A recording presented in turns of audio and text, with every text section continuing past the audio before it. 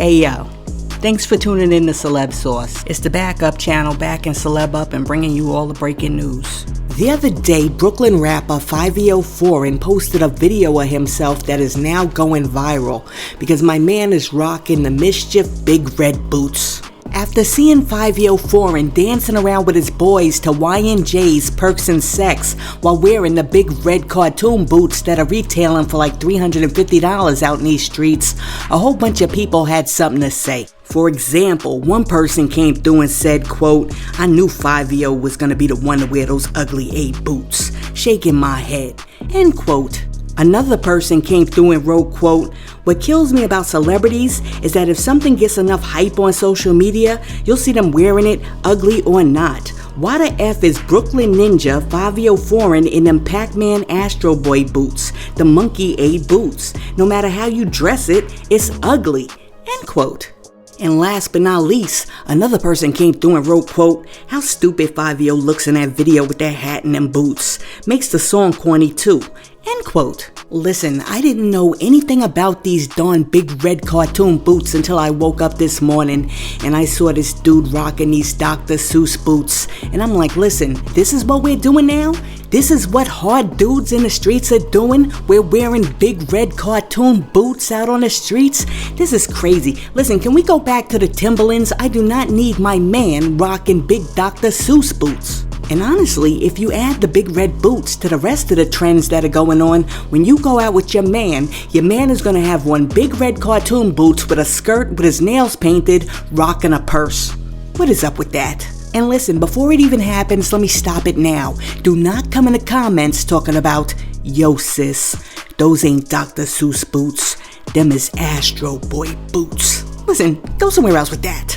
Now, check it out. Earlier this week, Kodak Black jumped on Instagram to let his fans know that he's now a student at ASU after he got his GED from behind bars. While Kodak vowed that he's gonna do his best in all his classes, he also said that he believes that he could teach those college professors a thing or two. Kodak said, quote, "Arizona been one of my states. Fun fact, I've really been enrolled in ASU college after getting my GED in jail. I'm just in love with applying myself. Although money so long, I could teach the school something," end quote. Kodak Black went on to say, quote, "Anyways, yeah, it's lit this week. Arizona Super Bowl week, I'm in my mood. I'm home, I'm in my comfort zone, real comfy," end quote. You know what? I like it. I like it a lot. I like the fact that Kodak Black went back to school and now he's working on his degree. And honestly, Kodak might be right. He could teach those professors a little something, because it's one thing to have a degree from a university, and it's another thing to have a degree from the School of Hard Knocks.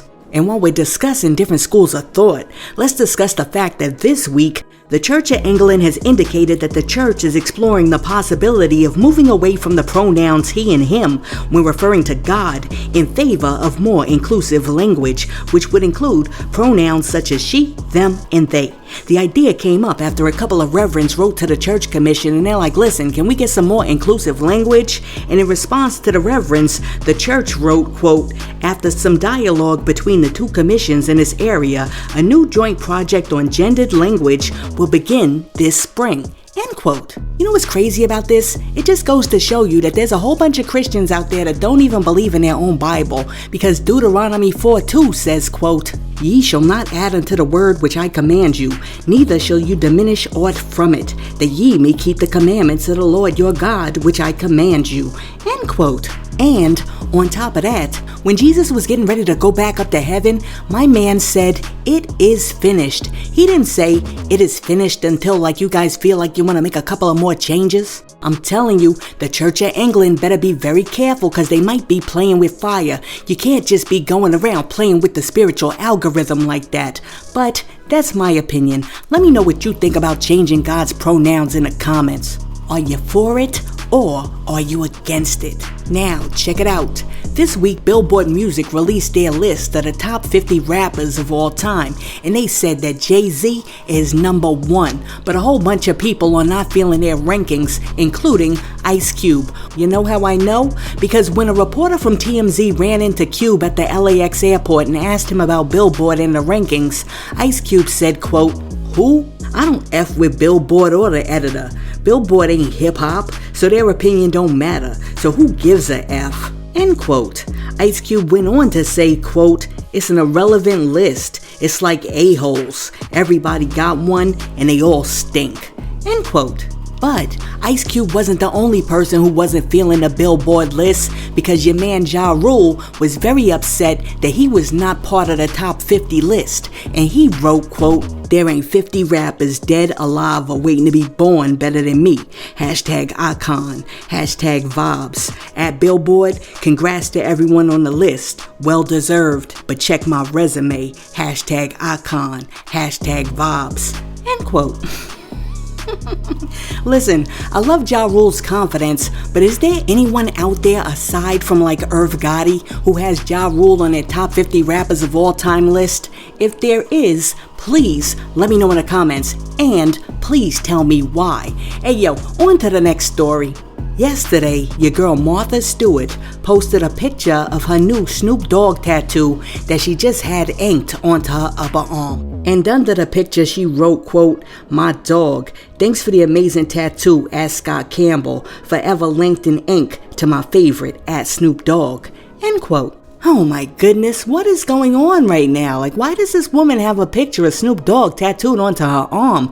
I mean, for real, that mess better be a fake tattoo, because if it isn't, I got a whole lot of questions that I'm gonna have to ask Snoop Doggy Dogg. Hey yo, on to the next topic. Check this out. During a recent interview with Esquire UK, Idris Elba was talking about his career and how the quote-unquote black actor label restricted his growth as an entertainer in the past. He began by talking about humankind's obsession with race and declaring that racism is only as powerful as you allow it to be. Idris said, quote, "As humans, we're obsessed with race, and that obsession can hinder people's aspirations, hinder people's growth. Racism should be a topic for discussion, sure. Racism is very real, but from my perspective, it's only as powerful as you allow it to be. I stopped describing myself as a black actor when I realized that it put me in a box. We gotta grow. We got to. Our skin is no more than that. It's just skin." End quote. Listen, I might have to have a little talk with Idris so we could discuss some of the other things that put black men in boxes, which include racism, which usually ends up with black people being put in boxes that are put 6 feet under the ground. But you know what? Let me not interrupt my man Idris, because he was still talking. Idris went on to say, quote, "Of course I'm a member of the black community. You say a prominent one, but when I go to America, I'm a prominent member of the British community. Oh, UK's in the house. If we spent half the time not talking about the differences, but the similarities between us, the entire planet would have a shift in the way we deal with each other." End quote.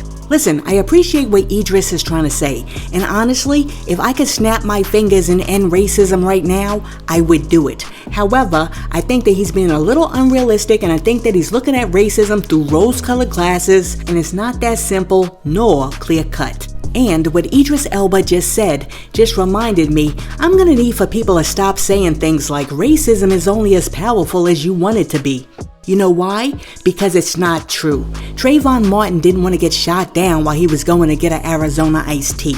George Floyd didn't want to get knelt on by the cops in the street. And Breonna Taylor didn't want to get killed while she was laying in a bed trying to sleep. Racism is racism, and racism is there whether black people want it there or not. Why? Because black people are not the ones who are creating racism. And I gotta tell you this, if you come to my house and you light a match and you set my house on fire, and then I walk outside and I start talking about the fact that my house is on fire, don't tell me that I'm the problem because I keep talking about the fire. No sirree, Bob, you're the problem because you set the match. I'm just talking about what you did. Now, check it out. Last year, it was reported that Blac Chyna made about $20 million on OnlyFans. Well, now, Blac Chyna is saying that she ain't got no dough because she went on Instagram the other day and she wrote, quote, "Honestly, Angela White is broke." End quote. And she also said she's only got about $3,000 in the bank. Yo, that's crazy. How you gonna go from having like 20 mil in the bank to having like $3,000 in the account? What are you doing with your money? But you know what? It actually makes me believe that she never had the 20 mil in her bank in the first place, and that little Duval was right when he called Cap and said she ain't make no $20 million on OnlyFans in 1 month. Listen, let me know what you guys think. Do you think that Blac Chyna had the bag and then she lost it? Or is Little Duval right and she never had the bag at all? Hey yo, thanks for tuning in to Celeb Source, your source for celebrity news. Be sure to like and subscribe to the channel. Peace.